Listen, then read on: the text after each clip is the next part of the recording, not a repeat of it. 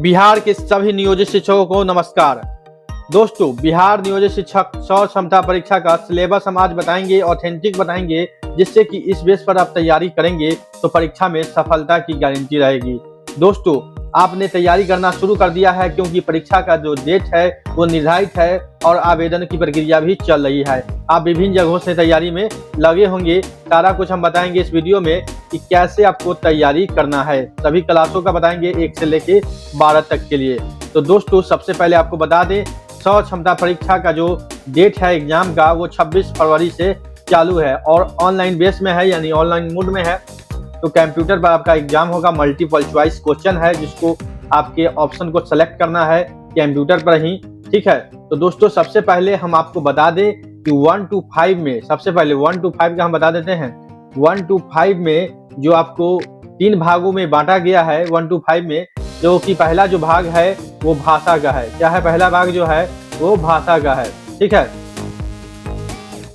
पहला जो भाग है वो भाषा का है। उसके बाद दूसरा जो भाग है जीएस।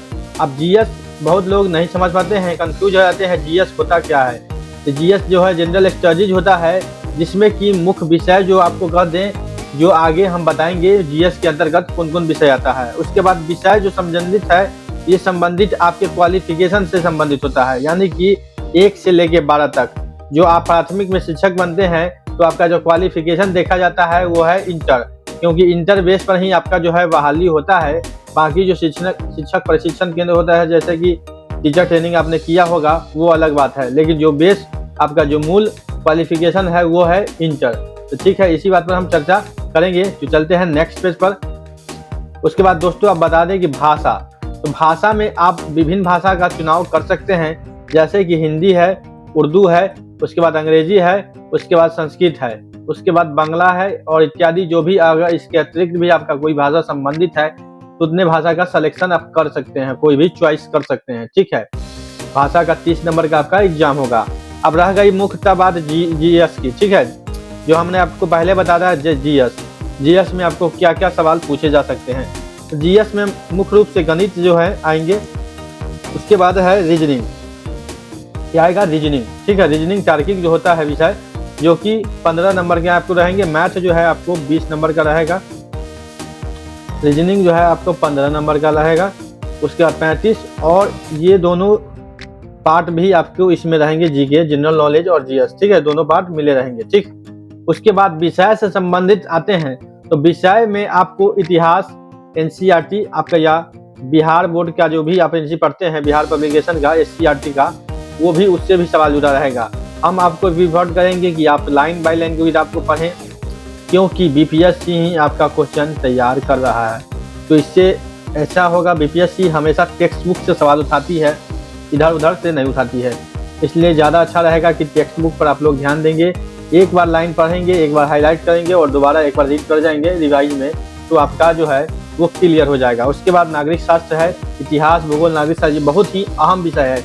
उसके बाद करेंट अफेयर। करेंट अफेयर में आपको बिहार करेंट अफेयर हो या भारत के अंदर का जितना भी हो, ये भी आपको 15 नंबर का रहेगा। लगभग 15 से 20 नंबर तक के करेंट अफेयर चले जाते हैं, क्योंकि इस पर ज़्यादा जोर दिया जाता है। ठीक है दोस्तों, तो इस प्रकार आप तैयारी कर सकते हैं और अपने अच्छे अंक प्राप्त कर सकते हैं। आपको पासिंग मार्क्स ही निर्धारित किया गया है, कोई भी कट ऑफ का झंझट नहीं है। नेक्स्ट पेज में हम चलते हैं। उसके बाद है प्राइमरी 6 to 8, अपर प्राइमरी जिसको हम लोग बोलते हैं 6 to 8 के लिए। तो 6 to 8 में जो आपको करना है वो भी सेम प्रोसेस है। भाषा का जो है 30 नंबर का एग्जाम होगा भाषा का, इसमें भी कोई भाषा आप चुनाव कर सकते हैं। ठीक है, जीएस 40 नंबर का, जिसमें हम बताए हैं मैसेजिंग आएगा। और इसमें एक चीज़ अलग है जो संबंधित होगा, जो कि आपका बीए होगा। आप बीए किए होंगे या बीएससी किए होंगे या बीकॉम होंगे। ठीक है, इसमें उस हिसाब से आपको भाषा का चुनाव करना है। नेक्स्ट हम आपको बताते हैं इसमें विषय क्या क्या आएंगे, वो विषय के बारे में हम आपको बता दें। तो भाषा में हिंदी, उर्दू, अंग्रेजी, संस्कृत की बात हम पहले ही बता चुके हैं। उसके बाद जो है जीएस में गणित, रीजनिंग, जीके, जीएस, और विषय जो आपका संबंधित होगा, आपका जो ऑनर्स होगा, उस ऑनर्स के अनुसार ही आपका तो विषय को चयन करना है, उस विषय का ही आपको तैयारी करना है। ठीक है दोस्तों, उसके बाद हम चलते हैं नेक्स्ट पेज पर। माध्यमिक यानी कि 9 से 10 के लिए तो 9 से 10 का भी सेम प्रोसेस है, सेम चीज़ है, ठीक है। 30 40 80 का कॉम्बिनेशन है, 30 40 80, 30 भाषा का, 30 जीएस का और 80 जो है आपके सब्जेक्ट के। इसमें भी वही जो सब्जेक्ट है जो पहले हमने बताया है वही है। गणित, रीजनिंग, जीएस पार्ट वाले पार्ट में आते हैं। उसके बाद हिंदी उर्दू भाषा वाले हैं और विषय जो आपका संबंधित होगा, ठीक है। उसके बाद उच्च माध्यमिक जो 9 से 10 के लिए है, ठीक है। 9 से 10 में भी यही सेम चीज़ है, इसी चीज़ को पढ़ना है। 30 40 80 का कॉम्बिनेशन है और जो विषय है उसके बारे में हमने बताया है। 11 12 में भी सेम प्रोसेस है, यही आपको सिलेबस है, उसका भी सिलेबस इसी पार्ट पर है, ठीक है दोस्तों। ऐसे ही वीडियो इन्फॉर्मेशन के लिए आप मेरे चैनल को सब्सक्राइब कर सकते हैं ताकि आपको अधिक से अधिक जानकारी प्राप्त होता रहे। धन्यवाद।